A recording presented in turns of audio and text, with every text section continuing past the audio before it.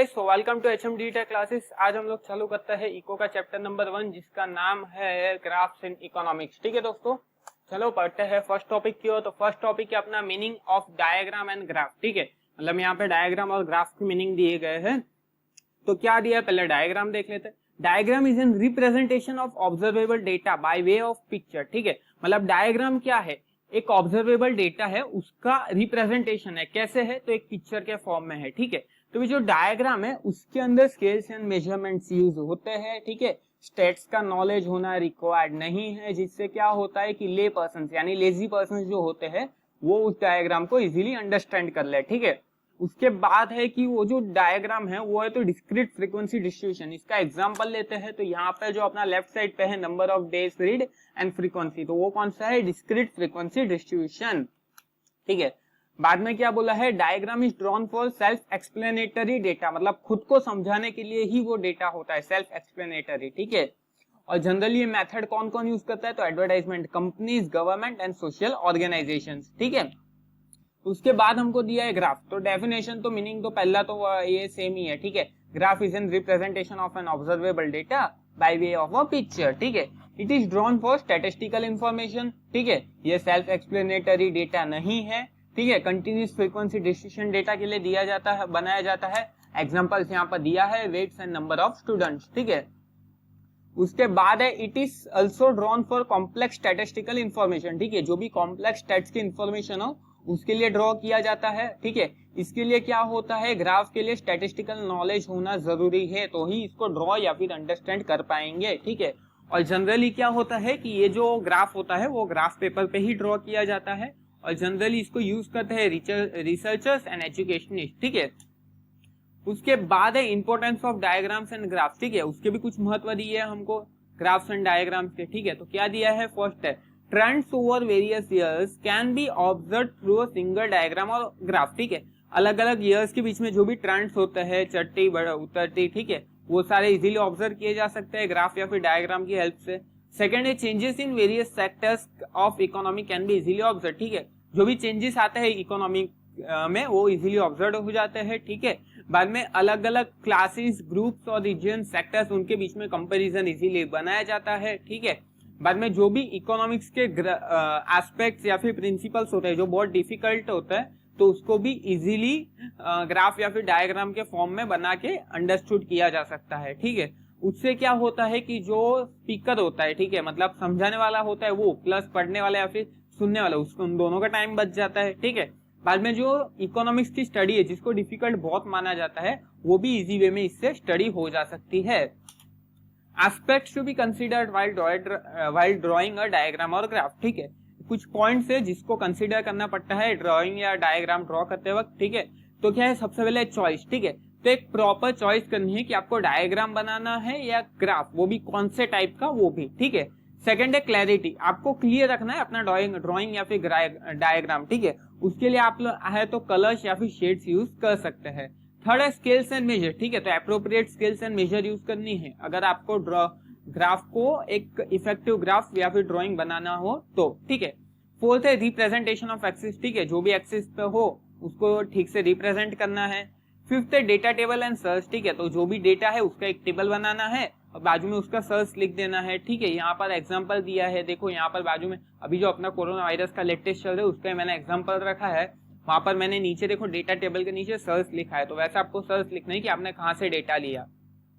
उसके बाद है मेंशन ऑफ कैलकुलेटिंग डेटा। ठीक है, आपने कौन से मेथड अप्लाई की वो भी उधर मेंशन करनी है। ठीक है, बाद में है टाइप्स ऑफ डायग्राम। तो डायग्राम्स के टाइप्स बताए गए, तो सबसे पहला है पिक्टोग्राम। ठीक है, बाजू में है स्कैटर डायग्राम, थर्ड है लाइन डायग्राम, फोर्थ है सर्कल डायग्राम, फिफ्थ बार डायग्राम, सिक्स्थ है पाई डायग्राम। ठीक है, तो ये 6 टाइप्स है।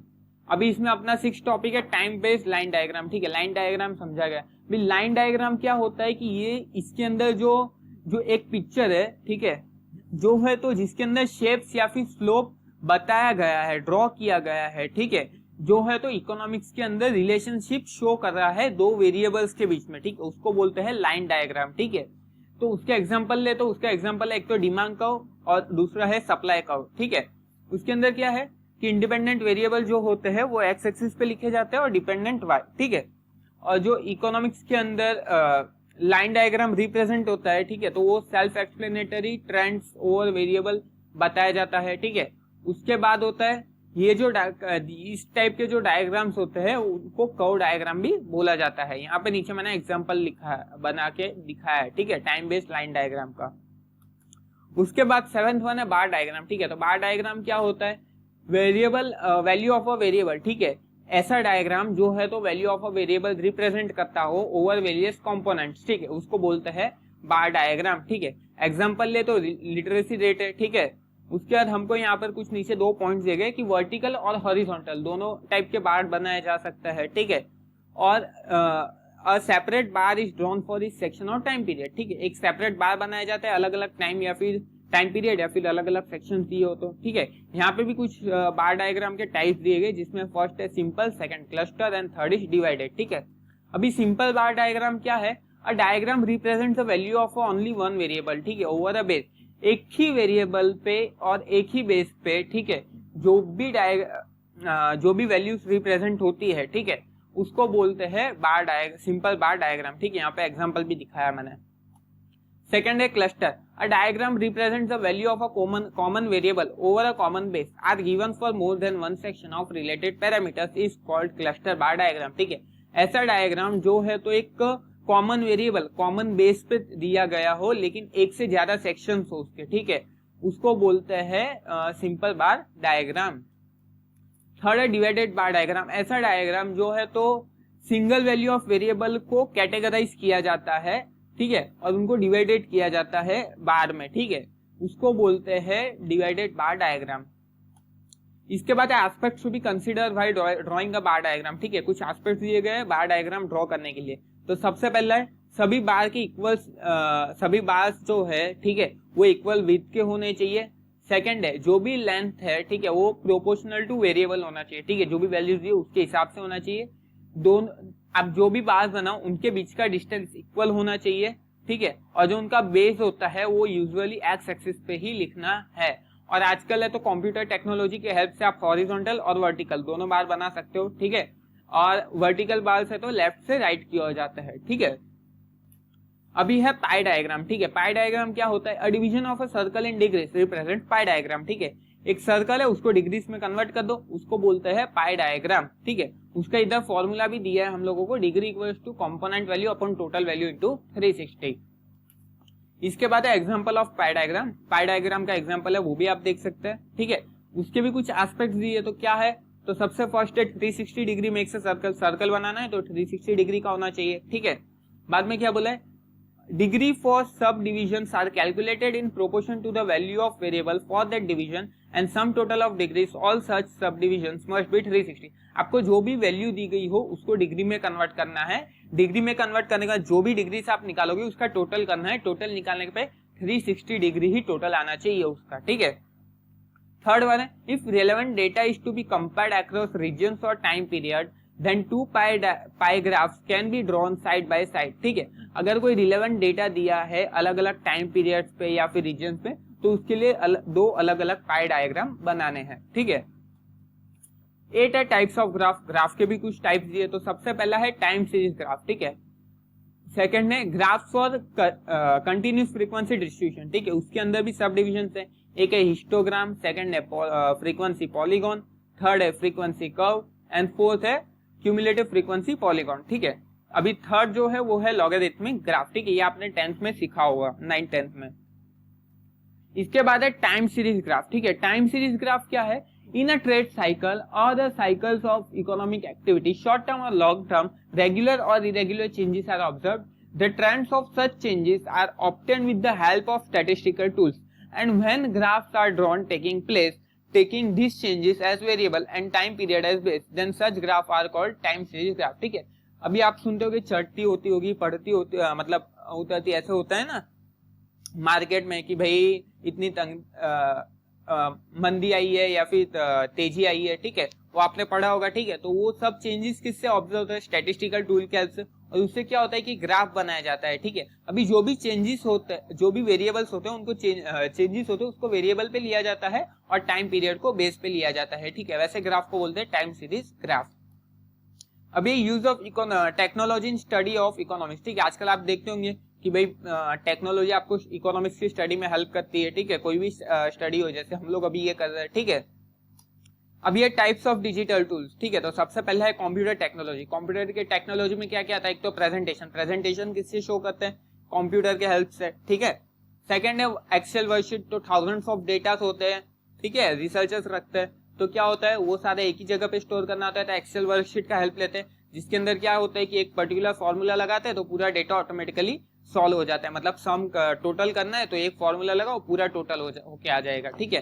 थर्ड वन है डायग्राम्स एंड ग्राफ, ठीक है। जो भी डायग्राम्स एंड ग्राफ्स होते हैं वो भी कंप्यूटर की हेल्प से बनाया जा सकता है, वर्ड फाइल की हेल्प से, ठीक है। फोर्थ वन है स्टोरेज टूल्स, ठीक है। तो अलग अलग स्टोरेज टूल्स आते हैं, जैसे पेन ड्राइव है, हार्ड डिस्क है, ठीक है। तो उसकी हेल्प से हम लोग डेटा स्टोर कर सकते हैं, या फिर कोई फाइल्स होती है, फोल्डर्स होगा, वो सारा। अदर टूल्स, तो कुछ अदर टूल्स बने गए, SPSS, SSS, ZM, EView, SS, ठीक है। तो ये सारे डेटा जो सॉफ्टवेयर है वो डेटा स्टोर करने के लिए हेल्प करता है। इसके बाद है इंटरनेट टेक्नोलॉजी। आजकल तो आप तो बहुत ही यूज करते हैं इंटरनेट, जैसे उसके अंदर हमको पर्पस और मैनर्स बताए गए। तो सबसे पहले है ट्यूटोरियल्स, ठीक है। तो ऐसे बहुत सारे एजुकेशनल वेबसाइट्स होती है जिसके ऊपर बहुत सारी पावर पॉइंट प्रेजेंटेशन होती है जो हमको स्टडी करने में इजी पड़ती है, उसको बोलते हैं ट्यूटोरियल्स। सेकंड है एक्टिव लर्निंग, ठीक है। तो अलग अलग एक्सपर्ट्स होते हैं, वो लोग अपने वीडियो लेक्चर्स डालते रहते हैं यूट्यूब पे, कहीं पे भी, ठीक है। तो उसको बोलते हैं एक्टिव लर्निंग। थर्ड है रीडिंग मटेरियल, ठीक है। तो आजकल आप कोई भी जगह पे कोई भी वेबसाइट खोल, आपको कोई भी बुक चाहिए तो इजीली मिल जाएगी। फोर्थ वन है इन्फॉर्मेशन, कोई भी इन्फॉर्मेशन चाहिए, नेट पे सिर्फ डिटेल्स डालो, सारी इन्फॉर्मेशन आ जाएगी।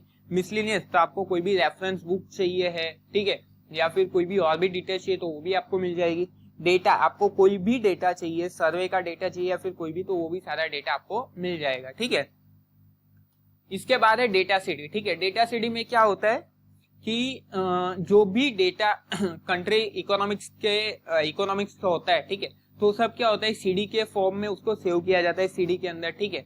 तो उससे क्या होता है कि भाई वो इजीली यहाँ वहाँ सेल हो सके या फिर पास हो सके इस डिपार्टमेंट से उस डिपार्टमेंट तक इजीली, ठीक है। तो यहाँ पे कुछ एग्जांपल दिए गए, CD of national income accounts of India, ठीक है, CD of census of India, CD of annual survey of industries in India, CD of NSSO and CD of data pertaining to any ministry, ठीक है, some agencies like CMIE, ठीक है, ये सारी CDs होती है।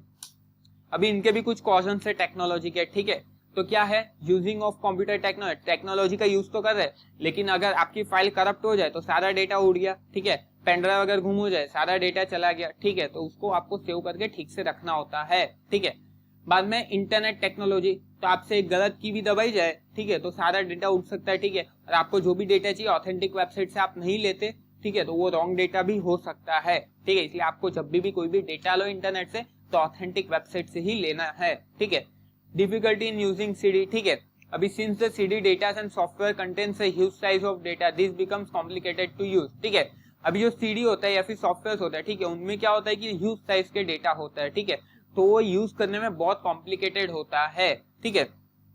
तो ये था हमारा आज का सेशन, और इसके अंदर हमने आज पूरा इकोनॉमिक्स का चैप्टर 1 कवर किया दोस्तों, ठीक है। अभी आप लोग सोच रहे होंगे कि यहाँ पर ग्राफ दिए तो एग्जाम में ग्राफ्स आएंगे, इसी चैप्टर में से आएंगे, तो भूल के भी ये चैप्टर का सोचना ही मत, क्योंकि इस चैप्टर में से कोई भी ग्राफ नहीं आते हैं। जनरली 4th या फिर 5th चैप्टर में से ही आता है, 5th 6th चैप्टर में से, ठीक है। एग्जाम के अंदर वो स्कूल लेवल हो या बोर्ड हो, दोनों में सेम ही होता है, ठीक है। तो कभी भी इसके भरोसे नहीं जाना है कि इसी चैप्टर में से डायग्राम्स या फिर ग्राफ्स आएंगे, ठीक है। और अगर आपको आज का सेशन अच्छा लगा हो तो वीडियो को लाइक एंड शेयर जरूर कीजिएगा, और चैनल को सब्सक्राइब करके बेल आइकन पे क्लिक कीजिएगा, ताकि हम लोग जो भी नए रेगुलर वीडियोस डालेंगे तो आपको रेगुलर अपडेट्स मिलते रहेंगे, ठीक है। Thank you.